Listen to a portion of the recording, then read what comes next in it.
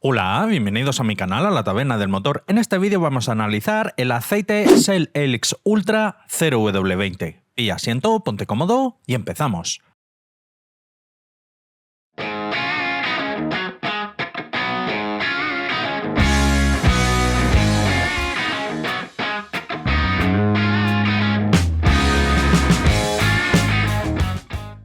Shell es un fabricante de lubricantes y combustibles sobradamente conocido que recientemente ha actualizado todo su catálogo.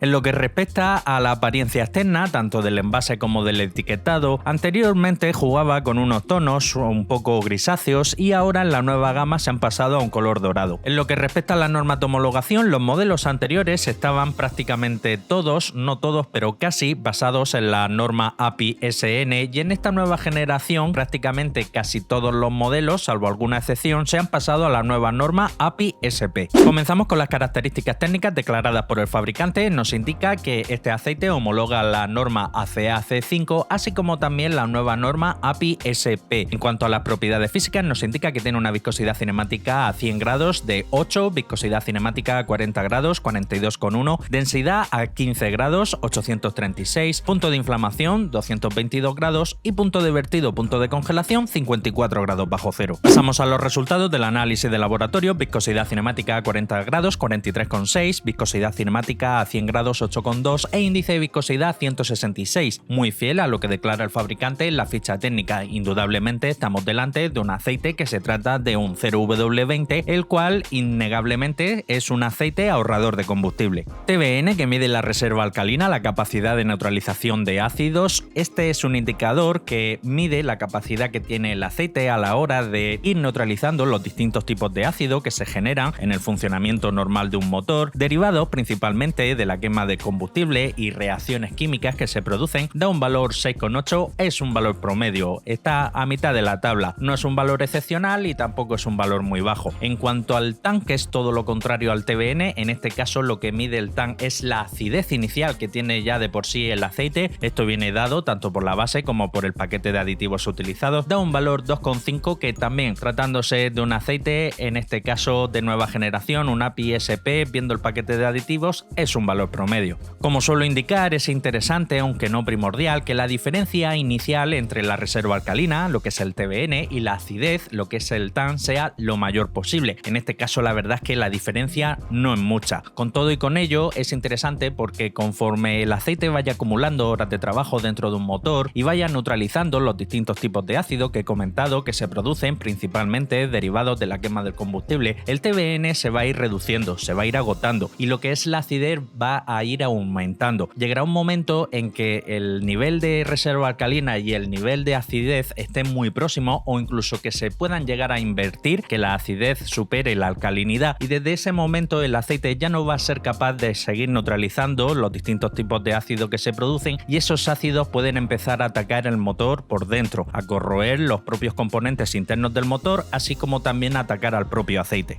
Que esta disminución de reserva alcalina sea más o menos rápida va a depender también del tipo de mecánica, ya que no todas las mecánicas degradan los aceites igual. También va a depender mucho del tipo de uso que le demos al vehículo, si hacemos más callejeo, por el contrario hacemos más carretera abierta a velocidad sostenida, así como también la calidad del combustible y más concretamente la cantidad de azufre que contenga. En cuanto al resto de parámetros no se han medido, pero en cuanto a la concentración de cenizas podemos esperar que esté en torno a ese 0,8, que es el límite máximo permitido que se establece para que un aceite se pueda homologar con la norma ACAC5. En este caso se trata de un aceite mid-SAPS. En cuanto al punto de inflamación y el punto de congelación, en principio Shell suele acertar bastante con respecto a lo que declara en la ficha técnica y lo que luego consigue realmente el aceite. Ya sabéis que los valores de las fichas técnicas son valores aproximados, un promedio de todas las unidades que salen de fábrica, no es un valor absoluto. En cuanto al porcentaje de evaporación no Mark. En este caso ya os adelanto que este aceite se trata de un aceite base GTL que suele conseguir relativos buenos porcentajes de evaporación. Con relativos me refiero a que sean relativamente bajos y bueno, hay que esperar también que no sean excepcionales, ya que se trata de un aceite 0W20 y recordar que este tipo de aceites que son de baja viscosidad, tanto baja viscosidad en frío como baja viscosidad en caliente, son bastante propensos a la evaporación. En lo que respecta a la concentración de azufre, nuevamente tratándose de un aceite ACAC5 debe de estar por debajo de 0,3 y en este caso, viendo el paquete de aditivos así como también la base utilizada, que ya os adelanto que Shell utiliza bases GTL derivadas del gas natural, conocidas como base grupo 3 Plus, sospecho que la concentración de azufre estará en torno a 0,2. Pasamos al paquete de aditivos. Molideno, que es un paquete de aditivos que hace función de modificador de fricción, ayuda a reducir el consumo del combustible, el sonido del motor, así como también el desgaste. En este caso no se ha utilizado y bueno, viene siendo habitual que Shell, desconocemos el porqué, no suele utilizar molibdeno. Si bien es cierto, otros muchos fabricantes están aumentando cada vez más la concentración de molibdeno y sobre todo en este tipo de aceites con norma SP, ya que aporta sobre todo una ligera eficiencia de combustible, que es lo que se va buscando en este tipo de aceites, que además son de baja viscosidad precisamente en búsqueda de una mayor eficiencia de combustible. En cuanto al fósforo y al zinc, estos dos aditivos juntos forman un compuesto conocido como ZDDP, que es su principal función la de antidesgaste y antioxidante. Estos dos aditivos juntos los vamos a encontrar siempre sin excepción en todos los aceites de motor. 653 partes por millón, 730 partes por millón son valores promedios comparados con otros aceites equivalentes. Podemos decir que siempre lo que se comprende entre unos 700 y 900 aproximadamente son valores promedios de lo que se suele utilizar en los aceites para uso civil. En cuanto al boro, es un aditivo que también, dependiendo del tipo de boro, cumple distintas funciones, así como también de su concentración. En este tipo de concentración, 126 partes, sospecho que la principal función que tiene es la de dispersante, para así ayudar a mantener las partículas de suciedad en suspensión, para que así de esta forma puedan ser llevadas al filtro de aceite de forma más fácil. Y cuando encontramos concentraciones notablemente superiores, que hemos visto en algunos casos, incluso 400, 500 partes por millón, ese tipo de boro también hace función antidesgaste. En cuanto al magnesio, es un aditivo que hace función de detergente neutralizante, 463 partes por millón, y esta es una concentración muy elevada y esta es la característica principal que tienen todos los aceites que quieran homologar la nueva norma API-SP, así como también las nuevas normas ILSA GF6 o las nuevas normas ACEA A7B7, y esto es debido a que este tipo de aceite viene preparado para evitar los motores gasolina de inyección directa de baja cilindrada, un fenómeno bastante indeseado conocido como LSPI, picado de biela a bajas revoluciones. Esto se produce principalmente porque en ese tipo de mecánicas, que como digo solo afecta a mecánicas gasolina de inyección directa y de baja cilindrada, ocurre que si se utilizan paquetes de aditivos de los que se utilizaban antes con altas concentraciones de calcio, el calcio, que también es un aditivo que hace función de detergente y neutralizante, se queda dentro de la cámara de combustión en forma incandescente, y en las mecánicas de inyección directa ocurre que por un lado la inyección de combustible se realiza directamente en la cámara de combustión, así como también, a diferencia de las mecánicas antiguas, ahora no solo se realiza una sola inyección, sino que se realizan varias preinyecciones durante la carrera ascendente del pistón, pues esto provocaba con exceso a concentración de calcio que el combustible se autodetonase antes incluso de que el propio pistón terminase su carrera ascendente, así como también antes de que saltase la chispa, provocando lo que se conoce como picado de biela y averías muy serias. Con estas nuevas reformulaciones que vienen dadas ya directamente con los paquetes de aditivos que quieran homologar las normas API-SP, las normas ILSA GF6, así como también las nuevas normas ACEA, lo que se hace es elevar notablemente la concentración de magnesio. En paquetes de aditivos anteriores las concentraciones de magnesio eran muy homeopáticas, en torno a 10, 12, 14, 15, 20 partes por millón, y lo que se hace es reducir notablemente la concentración de calcio. En los aceites denominados mid-subs, como es este caso, parámetros ACAC5, los que venían homologando, por ejemplo, la norma API-SN, la concentración de calcio comprendía en torno a 1700 y 1900 partes por millón. En este caso podemos ver que se utilizan apenas 1000 partes por millón, y es debido para poder prevenir este fenómeno bastante indeseado conocido como LSPI. En cuanto al wolframio, también conocido como tungsteno, es un aditivo que hace función antidesgaste y antioxidante, así como también inhibidor de la corrosión. En este caso no se ha medido, pero ya os adelanto que Cell no utiliza este aditivo. Este aditivo sí es relativamente común verlo en algunos modelos de muy gama alta del fabricante Ravenol, así como también en algunos modelos de la gama Molygen del fabricante Liqui Moly. Y en cuanto al titanio, que también con propiedades similares o muy parecidas al wolframio, también hace función antidesgaste y antioxidante, así como también inhibidor de la corrosión. En este caso se ha medido y no se ha utilizado. El titanio, como norma general, es bastante común verlo en algunos modelos del fabricante Castrol en su gama Castrol Edge Titanio. En cuanto al parámetro de oxidación, no quiere decir ni mucho menos que el aceite esté oxidado, sino que en los aceites nuevos vírgenes sin utilizar, esto lo miden algunos laboratorios, también se mide cuando es un aceite utilizado, pero en el caso de los aceites nuevos vírgenes sin utilizar, este parámetro se eleva cuando el fabricante ha utilizado éster. Recordar, el éster dentro de los distintos grupos de base que se utiliza para la formulación de los aceites pertenece a las bases grupo 5, que son de lo mejorcito que hay. En este caso da tan solo un valor de oxidación 10. Podemos estar bastante convencidos que este aceite no contiene éster. Como viene siendo habitual en todos mis nuevos vídeos, aquí os dejo una captura de pantalla del documento en PDF que me envía a mí el laboratorio, que bueno, básicamente os indica los mismos parámetros que yo os he indicado. Lo que pasa es que desde mi punto de vista, en la tabla esta que yo utilizo, con las barras y las columnas de color verde y color blanco, entiendo que se comprende de forma mucho más fácil, pero para el que esté interesado en ver lo que es la ficha de laboratorio original, puede pausar el vídeo y echarle un vistacico.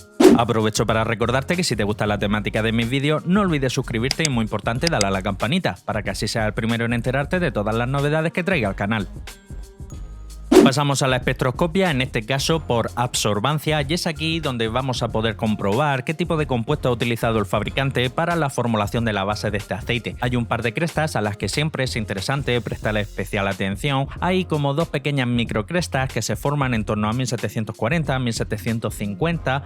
Son muy pequeñas. Esa cresta se eleva cuando el fabricante ha utilizado éster para la formulación de la base del aceite. En este caso, el fabricante no ha utilizado éster, ni mucho menos para mejorar lo que es la formulación de la base del aceite, lo que sí que muy posiblemente el fabricante haya utilizado el paquete de aditivo diluido previamente en éster para mejorar su miscibilidad. De ahí queda ese pequeño piquito. De haber utilizado a base éster para mejorar lo que es la base, esta cresta sería muchísimo más pronunciada y superaría holgadamente la línea de 1. La siguiente cresta, también muy importante a tener en cuenta, la que se forma en torno a 722, que es la cresta más pronunciada que hay en la derecha del todo. Podemos ver que se aproxima muchísimo, pero sin llegar a tocar la línea de 1, señal que la base predominante utilizada en la formulación de este aceite es aceite base grupo 3, y más concretamente, tratándose de Cell, se trata de aceite base GTL, perteneciente a las bases grupo 3 Plus. En esta otra espectroscopia, en este caso por transmitancia, podemos ver el mismo patrón de crestas, pero en este caso con las crestas hacia abajo. La espectroscopia que hemos visto anteriormente con las crestas hacia arriba es absorbancia. En este caso podemos ver nuevamente lo mismo, la cresta que se forma en torno a 1750 aproximadamente. Ahí hay una pequeña crestita, que esa cresta se eleva cuando el fabricante ha utilizado éster. En este caso es una cresta muy pequeña y unido también a parámetro de oxidación de tan solo 10. Este aceite no contiene éster en lo que a la base se refiere para mejorar las propiedades del aceite, sino que el paquete de aditivos viene diluido previamente en éster para mejorar su miscibilidad. Si el fabricante hubiera utilizado éster para mejorar las propiedades de la base, esta cresta sería muchísimo más pronunciada y superaría holgadamente la línea de 10. En cuanto a la siguiente cresta, también muy importante a tener en cuenta, la cresta que se forma en torno a 722, nuevamente vemos que está muy próxima de la línea de 10, pero no llega a tocarlo, señal que la base predominante utilizada para la formulación de este aceite es base perteneciente al grupo 3. De haber utilizado el fabricante aceite base PAO perteneciente a la base grupo 4, se vería en esta cresta que nuevamente sería, al igual que ocurre con la cresta del éster, más pronunciada y superaría holgadamente la línea de 10. 10. En cuanto a la hoja de seguridad, que es el documento que los fabricantes tienen que emitir en cumplimiento de un reglamento de la Unión Europea, en este caso no es que se trate de la receta completa del aceite, que no lo es, sino que aquí los fabricantes tienen que indicar si han utilizado algún tipo de compuesto que esté considerado por la propia Unión Europea como potencialmente tóxico y perjudicial para la salud. En este caso aparece un compuesto con un código CAS 848301-69-9 con una concentración comprendida entre un 70 y un 80% y se trata de aceite base GTL, conocido como Gas to Liquid. En esta tabla podemos ver los distintos grupos en donde se clasifican los distintos tipos de bases que se utilizan para la formulación de los aceites. Tenemos las bases grupo 1, 2 y 3, que son bases que se consideran de origen mineral, ya que se obtienen directamente del crudo, y conforme pasamos de un grupo 1 a un grupo 2 a un grupo 3, lo que es el petróleo es tratado de forma más profunda, con métodos más sofisticados, y lo que se hace es una limpieza y una depuración para así obtener una base con mejores propiedades y mucho más óptima para la utilización en la formulación de bases de aceite. Luego tenemos las bases grupo 4 y las bases grupo 5, que son las que realmente están consideradas como bases 100% sintéticas, ya que son sintetizadas en laboratorio. En las bases grupo 4 entra la categoría de aceites base PAO y en la categoría grupo 5 entrarían las bases grupo éster. En lo que respecta a la base utilizada por el fabricante Shell para la formulación de este aceite, el Shell Helix Ultra 0W20 ha utilizado base GTL, como así hemos podido ver en la hoja de seguridad. La base GTL, las siglas GTL vienen de Gas to Liquid y es una base que se obtiene mediante la licuación del gas natural. De esta forma se obtienen bases muy puras, muy limpias y muy estables. Y dentro de estas 5 categorías se podría catalogar dentro de un subgrupo, dentro del grupo 3, conocido coloquialmente como grupo 3 Plus. Bien, y llegamos al apartado de las conclusiones finales. En cuanto a la base utilizada, una base grupo 3 Plus, base GTL, es una muy buena base. En cuanto a las propiedades físicas que ha medido el laboratorio, las viscosidades son muy fieles a lo que declara el fabricante en la ficha técnica, y en cuanto al TBN y al TAN, lo que es la reserva alcalina y la acidez, son valores promedios comparados con otros aceites, pero hay que tener en cuenta que la diferencia inicial no es muy elevada. Con todo y con ello, no son valores ni mucho menos catastróficos. Lo que sí que hay que tener en cuenta que este aceite concreto, así como muchísimos otros aceites que han pasado por aquí por el canal, ninguno de ellos viene preparado para los intervalos de cambio que suelen recomendar los manuales de usuario de los vehículos. Esos 2 años y 30.000 kilómetros son pura fantasía. Este tipo de aceite está preparado para intervalos de cambio promedio en torno a 12-15.000 kilómetros aproximadamente. En cuanto al paquete de aditivos, es un paquete de aditivos preparado, como hemos podido ver, para el tema del LSPI, y como habéis podido ver es exactamente el mismo que está utilizando ahora el nuevo Móvil 1 SP5W30, y así como también en su momento al Móvil 1 nuevo, el API SP, el cual tenéis un vídeo en el canal de hace apenas unos días, le critico que siendo Shell propietario o copropietario de la marca Infinium junto con el fabricante de lubricantes ExxonMobil, puedo echar un poco en cara que no haya utilizado ni molibdeno, que es lo que viene siendo habitual en la inmensísima mayoría de los aceites de nueva generación con el paquete de aditivos preparado para API SP, ILSA GF6, así como también las nuevas normas ACEA, así como también el tema del boro, que tampoco ha utilizado una concentración muy elevada. En este aspecto, sí, vale, es un paquete de aditivos que cumple, pero no es ni mucho menos un aditivo super top. Si bien es cierto, viene muy rico por el tema del magnesio, pero es por una obligación para poder superar la prueba del LSPI. Pero en este caso, digamos que es el punto más flojo que le veo a este aceite. En general lo veo un aceite correcto, no es un aceite ni mucho menos excepcional. Por aquí por el canal han pasado muchos mejores aceites, pero no es ni mucho menos un mal aceite. Es un aceite correcto que cumple y juega con la baza de utilizar las bases GTL, que como he indicado dentro de las bases grupo 3 es una muy buena base, sin llegar a ser una base que hubiese utilizado un mix de GTL, PAO o éster. En cuanto al precio, pues